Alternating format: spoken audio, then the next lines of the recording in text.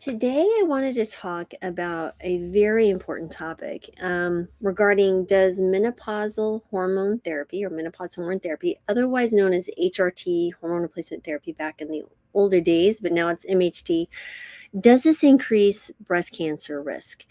And it's a question that I receive a lot. And I'm just going to tell you a little bit of my own story real quick and my own family history and concerns for breast cancer and why I still chose to embrace menopausal hormone therapy and why the data shows that I probably have made this right decision. So I am 53, almost 54. I'll be 54 next month. So like 6 weeks. And I do everything right? I eat a whole food plant-based diet. I exercise. I do strength training. I do aerobic. I monitor my stress. I do mindfulness. I simplify my life. I work on my sleep.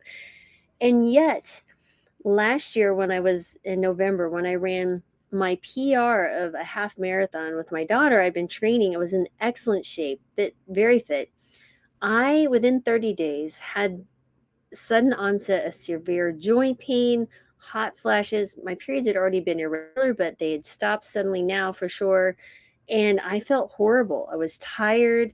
I had done some labs earlier that year and I did them again. My cholesterol went above 100, like LDL went above 100 for the first time. My thyroid was messed up for the first time in a while. I was like, what is going on? And, as I started diving deeper into menopausal treatments and different things, because I was like, man, I can't go on like this.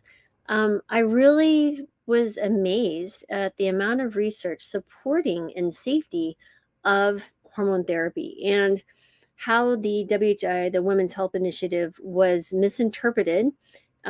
Because one, it was created to evaluate cardiovascular risk for women with estrogen, because other earlier studies had indicated that estrogen was actually decreasing the risk, cardiovascular risk and death of women who actually use MHT. And so, of course, I worry about that. My biological father had his first heart attack at 38. My mom's dad died at 46 of his first and last heart attack.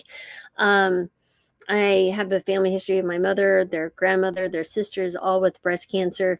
And so there is some very serious risk factors in my genetics. However, quality of life was a really big issue, and I'm doing everything else right, to prevent these other things from happening. But the breast cancer thing always bothered me because part of it, the studies, if you look at it, was from DHI, it was when you have a uterus, you have to take progesterone as well. Like a progesterone will help protect the estrogen, the estradiol tells the uterus grow tissue, and the progesterone will prevent that from going into potential uterine cancer, right? So just to give you a highlight. So I dug a little bit deeper and found this interesting article. And I really wanted you to listen to it, and because it's basically expert commentary on the WHI current studies about a variety of things, but I wanted to highlight the breast cancer risk because I think this is a conversation that needs to continue. And yeah, so let's dig into it. So first of all, let me pull up my notes here. The study was called A Contemporary View of Menopausal Hormone Therapy and Breast Cancer Risk. And I will put the link to it. You can read the abstract yourself. But basically, what it's suggesting is that recent research has really shed light on the importance of the relationship between menopausal hormone therapy and breast cancer risk, right? And so we're going to talk a little bit about what type of hormones there are. So what they used in the WHI was called conjugated equine estrogen, right? So this is where they take pregnant horses' urine and they conjugate the estrogens. So these are not the estrogens that women make, right? Human ones. And then they actually use a synthetic progesterone called medroxyprogesterone acetate, or Provera, or the MPA.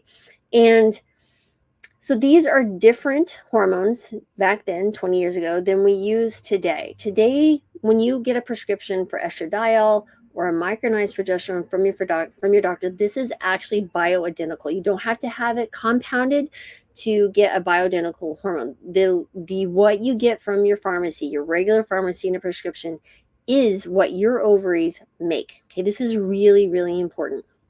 Okay, so let's jump into what the commentary said, and really highlighted something I found was really interesting. So the WHI estrogen plus progesterone trial, right, that component of it involved 16,608 postmenopausal women who were randomly assigned to receive either the CE, the conjugated equine estrogen, combined with the MPA or a placebo. Okay, the trial was halted early due to an increased risk of breast cancer in the treatment group.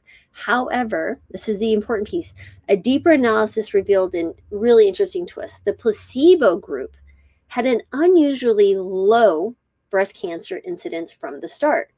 So, why was this the case?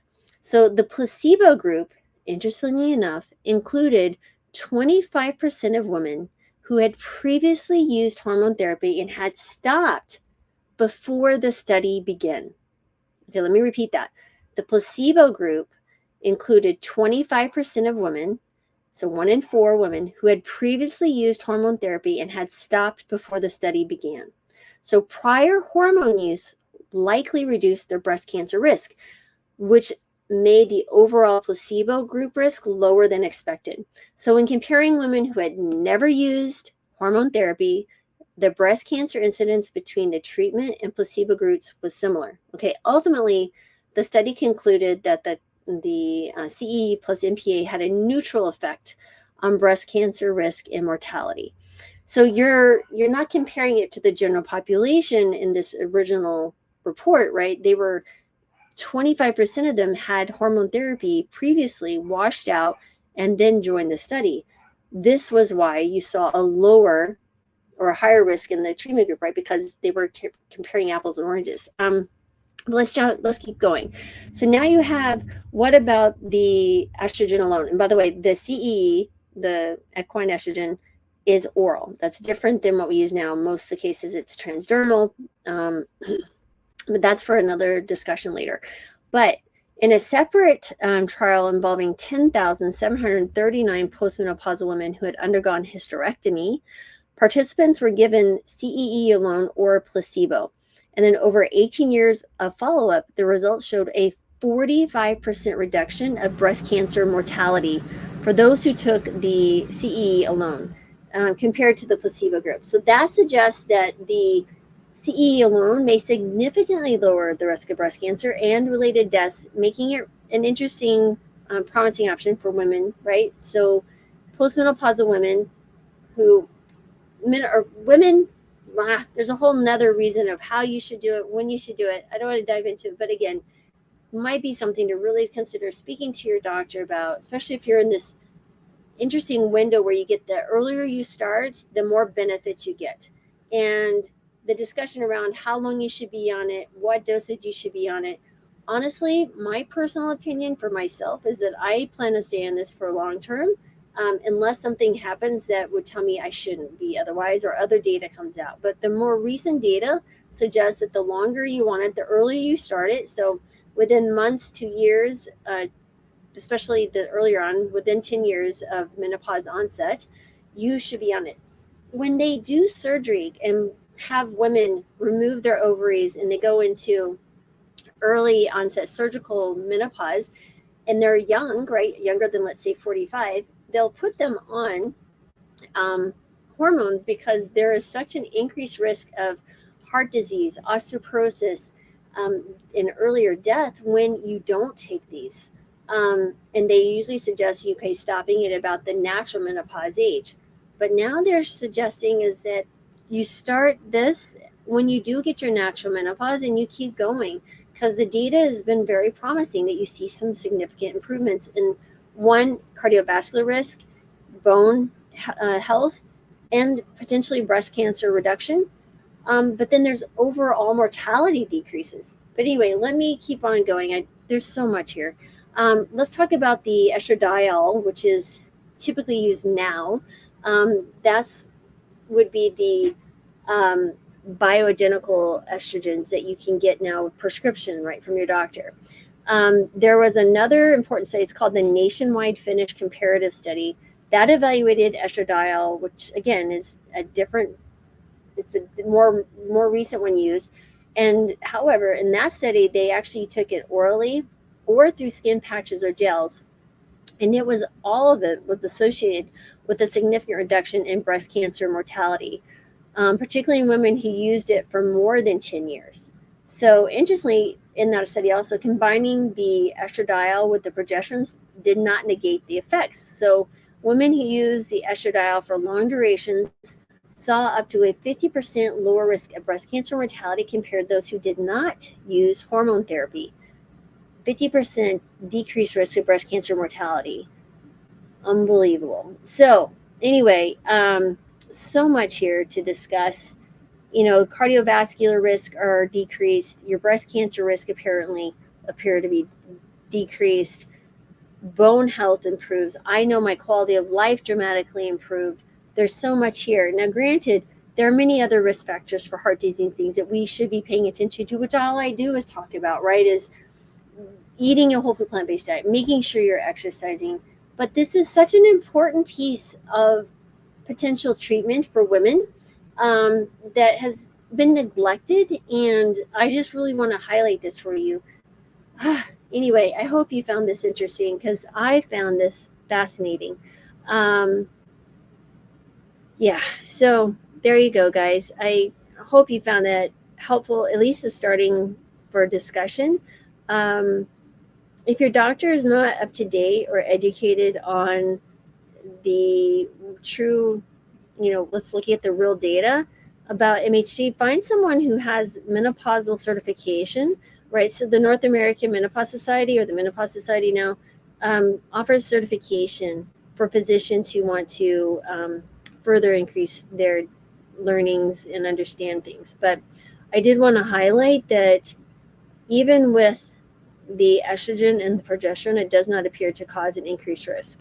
If anything, you have a decreased risk of breast cancer mortality. I can do further videos around the cardiovascular risk factors and such, but this is one that, with the addition of the progesterone with the estrogen, that really was bothering me.